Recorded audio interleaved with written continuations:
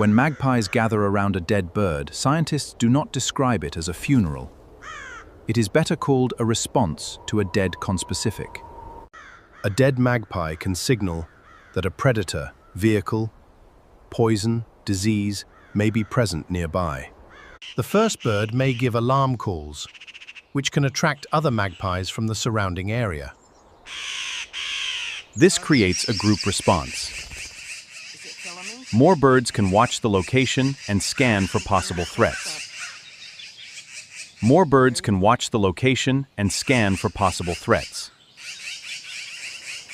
The birds may perch nearby, vocalize repeatedly, and remain highly alert instead of continuing normal feeding behavior.